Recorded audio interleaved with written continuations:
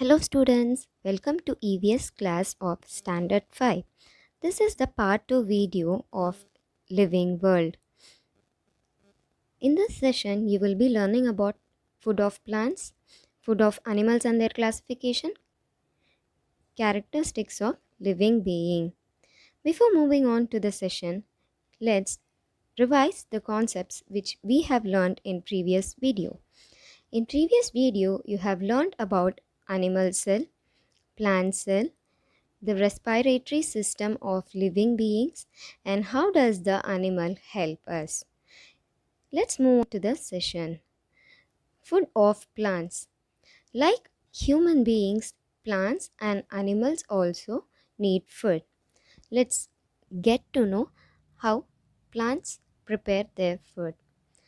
Plants use solar energy, carbon dioxide, water, mineral from the soil through the roots and prepare food with the help of chlorophyll. The green pigment in the leaf is called as chlorophyll. The whole process of preparation of food by the plant is called as photosynthesis. The plant that produce their own food are called as autotrophs. During the preparation of food by the plants, the glucose is produced and oxygen is released. Plants take carbon dioxide and releases oxygen. The glucose that is used in the respiration to release the energy for the use of plant cell. Oxygen is responsible for the cellular respiration in plant and also plays a major role in photosynthesis. Students, here is a brain teaser for you. What would happen if there is no sun? Okay, I will explain. Without sun, there would be no vegetation on earth. The sun enables the plant to generate oxygen by the process of photosynthesis, which human and animal need to breathe. So students, you would have got to know by now, if there is no sun, there is no life. Let's move on to the next topic. Observe the pictures that are given below. These are the pictures of the plant named as Drosera nepenthes utricularia. They prepare their own food, but in need of nitrogen, they eat insects. Such kind of plants are called as insectivorous plants. Food of animals. Animals do not prepare their food. The animal depend on other animal or a plant for their food. So, animals are called as heterotrophs. The animals are classified according to their food habits such as carnivore, herbivore, and omnivore. Herbivore. Animals that eat only plant and plant product are called as herbivores. Example of herbivores are cattle, sheep, goat, deer, horse, etc. A carnivore animal that gets feed from hunting other animals. Example of carnivore animals are wolf, lion, tiger, hyena, etc. Omnivore. Animal that eat both plant and animal are called as omnivore. For example, rat, chicken, black bear, fly, etc. Now let's see the characteristics of living being.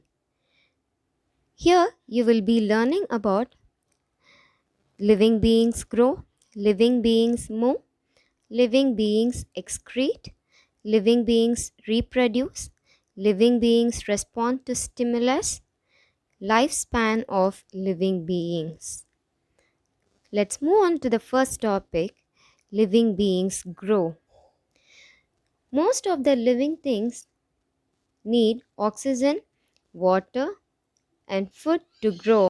Other living things eat plant or other animals for their food. For example, the plant that need solar energy, water, mineral, salt from the soil, and it absorbs and it converts it to a food. Likewise, we get energy from plant product food and animal product food for our growth. The cell of the living being is divided and allowing the living things to grow bigger and to change as they grow. For example, if your nail is being cutted, you can see it grows. So the cells in the nail get divided and makes it to grow larger in size. The cell divided to form new cell that are different from the original cell. Living beings move.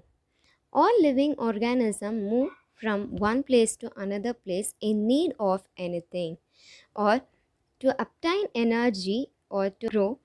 The living beings move from one place to another place. For example, the birds that migrate from one place to other place in search of food. So that migration is called as movement. All living organisms need to take substance from the environment to obtain energy to grow and to stay healthy. All living organisms show movement in one kind or other. For example, as I said earlier, the birds migrate from one place to another place with the help of wings, and we move from one place to other place with the help of leg. Living beings excrete.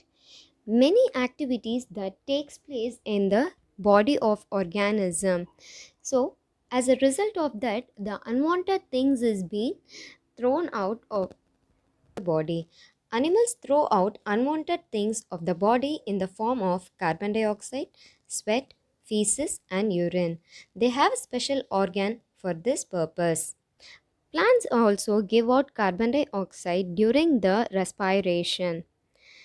Dry leaf, stem, rotting parts, all these separate from plants. They release excess of water to the atmosphere through the leaves. So, by this process, the plants also excrete the unwanted things which are present in it. Living beings reproduce. The process of organism giving birth to their young ones is called as reproduce. So you resemble your parents, and a calf resembles the cow, the puppy resembles the dog. Similarly, the hen, the duck, and lion. Some animals carry out reproduction by laying eggs, and some other by directly giving birth to the young ones. Plants also reproduce. Plants reproduce through their seed and stem. Living beings respond to stimulus. Organisms respond in their own way. For example, if someone touches you, you just respond to it and you turn back. That is called as responding to stimulus. All these are responses given by the organism to the surrounding stimulus. Living beings respond to the changes in the surrounding environment.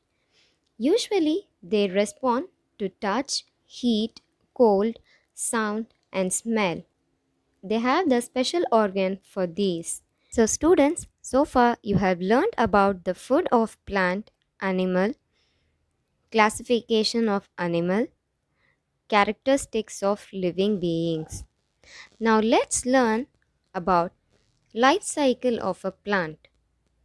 Seed is the important part of reproduction in plant. First, the seed it germinates to plant and plant to the flower to unripened fruit to fruit and again back to seed. Seed developing from seed is one of the wonders of nature. Some plants, apart from seed, produce new plants through stem buds, like rose plants. Every living being has lifespan. Now let's learn about the lifespan of living being. Organisms take birth, become adults, reproduce, become old, and at last. The period between life and death of an organism is said to be the lifespan. Each and every living being has its lifespan. Here, few examples are given. The lifespan of turtle is 150 years. The lifespan of elephant is 70 years. Similarly, for cow is 20 years. For eagle, it is of 20 years. For a man, it is of 70 to 80 years of lifespan. Now let's learn about the classification of plants based on their lifespan. Each plant has their lifespan. Also, the plants are being classified as annuals, biennials, and perennials. Annuals, plants which bear flower, produce fruit, and die in a year or a season is called to be annuals. For example, jowar, wheat, paddy, pumpkin, vegetable, and cotton. Biennials, the plants which produce flower, fruit, and seed and which live up to 2 years or 2 seasons is called as biennials. For example, carrot, ginger, cabbage, sugarcane, and beetroot. Perennial, plant which live for long period of time by producing flower, fruit, and seed are called as perennials. For example, mango, lemon, coconut, and etc. The living world around us is wonder. Knowing about the plant and animals and protecting them is our duty. If we protect nature, it will protect us. So students, until we meet in next class, stay home, stay safe, enjoy learning.